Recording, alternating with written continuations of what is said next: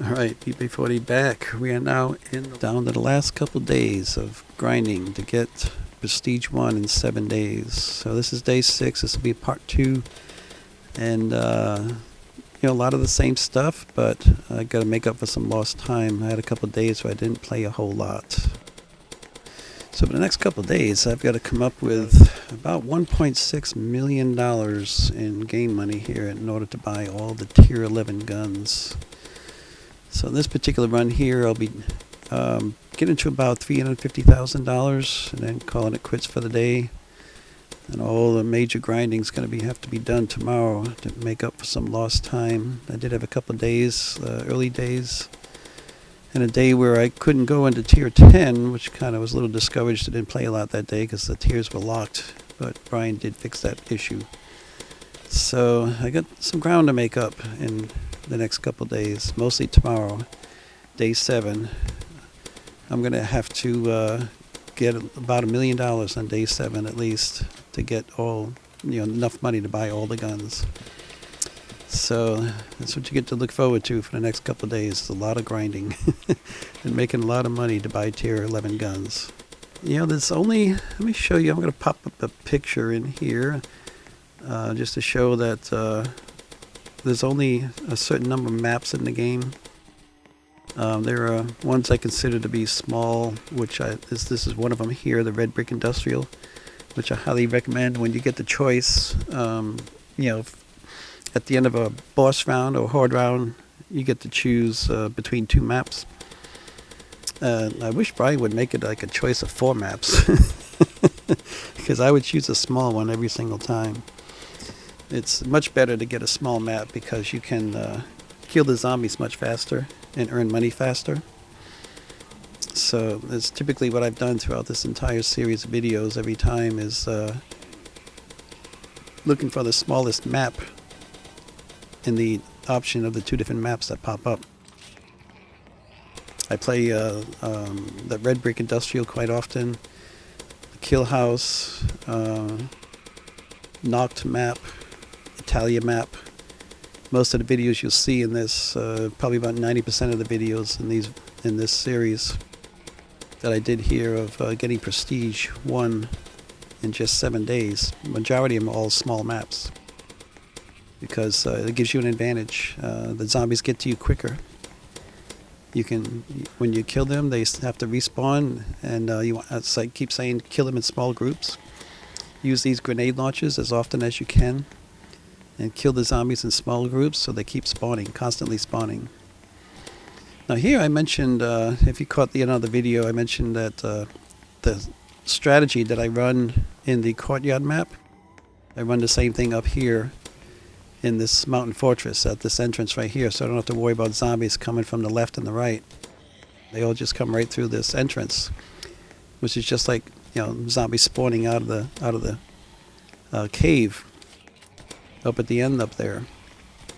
Only in this particular map, the mountain fortress, you have zombies spawning off to the left and the right, which can get in your way of this strategy. And all it is basically just run a figure 8 in front of the opening here, and you keep the zombies all bunched up in front of you.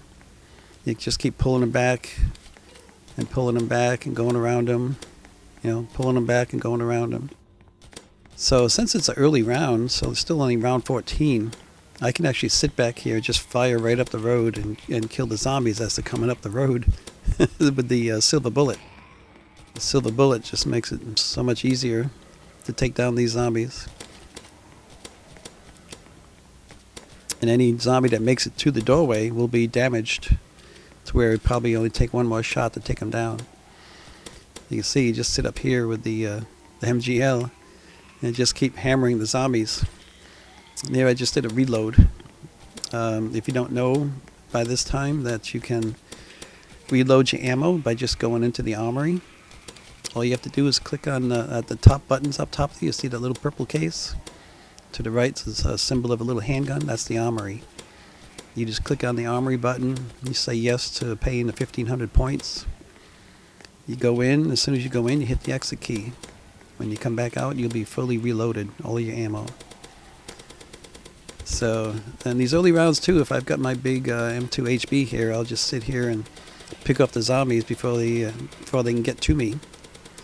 If it starts, they get too close, I can't quite keep up with the all the zombies, keep them under control, then all I have to do is just walk away and go back to my strategy up here at the entrance. And all the zombies are following me, so I just go around them, bring them up and go around them.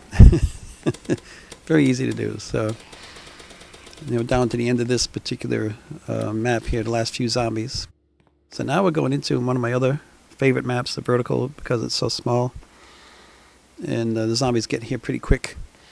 So I'm just going to show one, well, not even a complete round of this, but this is where I like to dance with the zombies in this little area right here. So it's I think the biggest open area, except maybe upstairs above this might be a little bigger, but I think you got a big storage container up there in the way. But I just like this area right here. A lot of spawns all around here. Most of the spawns are downstairs here. I think there's I can think of one spawn upstairs. Honestly, I don't think there's any other spawns upstairs. They're mostly all downstairs here. So you want to be downstairs here. It should be closer to the zombies and closer to all the spawns. So this is the ideal map for farming zombies and earning money. So yeah. So again, the strategy, I'll mention it in every video. This strategy for survival is just to keep moving. You gotta be constantly moving. I had it in the video. I probably browsed right by it and didn't think about it. It was in the Red Brick Industrial map. I had stopped for a second to shoot at some zombies that were coming at me. And lo and behold, I was hit. There was a zombie behind me I didn't see. And all it took was a half a second for me to stop, and it hit me. So you don't ever want to even come to a standstill for a fraction of a second. You want to keep that constant motion going, and it keeps the zombies off of you. So that's what I found out, and I'm just sharing this information. It's the key to surviving in this game is to be constantly moving. Constantly moving. You don't want to stop for a fraction of a second, because you may have zombies trailing behind you that you don't even know are there. And I'll tell you, the majority of the people that I see drop in this game to get knocked are people who come to stops. They shoot and they stop, and they shoot and they stop and shoot and stop and shoot, and you don't want to do that. You want to shoot while you're moving. Always, always, always be moving. It's a strategy that you have to do in any zombie shooting game if you want to survive. Unless you can find a place that maybe if you're in with other players and you all find a nice little dead-end section of a map that you can all stand there and camp and just kill the zombies as they come at you. Keep them under control. If not, then you got to keep moving.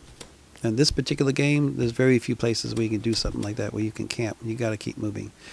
So right there is a defender drop. I don't know if you noticed that. I think there's a couple of them out there now.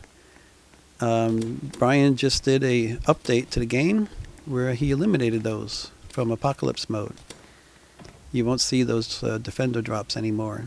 I used to call them carpenter drops, but they're gone from the game for now, and hopefully, he said it was a temporary experiment. He doesn't know if he's going to bring them back or not. I hope he doesn't.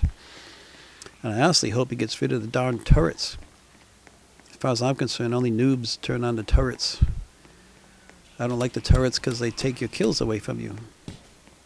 You don't get any credit for anything that the turrets kill. You want to kill everything yourself if you want to get the credits, if you want to get the money and get the XP. You'd have to be the one to kill the zombies. And if the turrets do that, then you lose all that potential money earnings. So don't ever turn the turrets on. You're just broadcasting that you're a noob if you turn on the turrets. Seriously, you should never have to turn on the turrets. If if you follow my strategy here of just constantly moving, constantly weaving in and out of the zombies, looking for those holes, those gaps, going around them, and always while you're doing this, take quick peeks to your left and your right. You want to know where all the zombies are, all the ones that are coming into the maps. I see those ones coming up over the hill up there, nobody over to the left, so I'm not worried about my left right now. Here come these guys that are over the hill. I know where all the zombies are all the time. You got to constantly be looking all over the place. You know, check the corners of your eye and both sides all the time to make sure you know where all the zombies are. And that's strategy, constantly moving and just keeping an eye on all the zombies. It'll keep you alive in this game, because you will outrun the zombies. The zombies never get faster than you. I've never been outrun by the zombies and hit by one as I was running. It's only if I come to a stop for a fraction of a second, or if I don't pay attention, like I did there. I don't pay attention to the ones that are around me, know where they all are. Which I know it's hard to do sometimes, because you got to be looking all the time. You got to concentrate all the time on everything around you. You got to be aware of everything around you, and it's a challenge, and it tires me out sometimes. I sit here and I'm like nodding off at my computer trying to stay awake after battling for 3 or 4 straight hours. It's tough. It can be tough. So, but. Just remember this, I can pretty much guarantee if you can learn this strategy, you won't have any trouble surviving. You won't ever have to turn on a turret. You won't ever need to drop an ammo health kit anywhere. You won't need it. You will be the one reviving the other players, like I did in the last video I just did with the Day 6 Part 1 video. I probably had like 10 revives of players who kept getting knocked down over and over. It was kind of ridiculous, and I am going to do it. I'll show in the end that I end up buying every single gun in Tier 11. But I'm not going to actually go into Prestige 1 because I don't want to go in, and I recommend this to anybody who is ready to Prestige. Don't do it until you have about $2.5 million. Because you want to be able to immediately buy your way back up to Tier 10 and get these strong guns of Tier 10. Just don't prestige. As much as you may want to do it, don't do it. Because once you do, you have to go back and buy all the guns again. That's the way the game works. Every prestige level you do, you have to go back and buy all the guns all over again. And you get a little bit of a discount, so it's a little bit cheaper. But honestly, you don't want to do it with no money. You don't want to start from scratch, even though it's a little bit cheaper. You don't want to go through all this all over again, not have any of your good guns anymore. You want to do it with the good guns. You want to, since I'm, like right now, I've got all the best guns in Tier 10. When I attempt to go back and play some more and get all the other prestige levels, I'm going to make darn sure I have all the money I need before I go into any prestige level. So back again with the Mountain Fortress. Just show a little bit more of that again, just to go over that strategy again in front of the doorway here. And it's the same one that will work in the courtyard.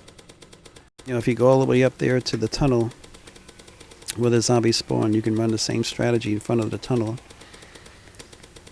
And it works great if you're in here solo, or if the other players, if you're in an open server and the other players are okay with you doing the zombie training, and they'll just sit back and shoot the zombies with you. But most of the time, you're always like fighting for position with other players. There's always somebody else who wants to be up here in the front training the zombies. So if I come across those people, I just let them do it, and I'll just sit back and shoot them.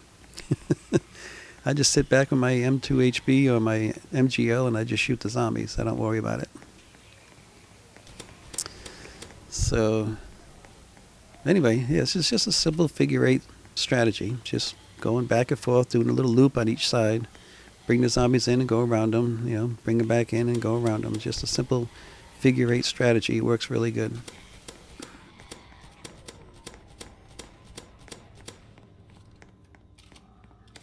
Grab that silver bullet.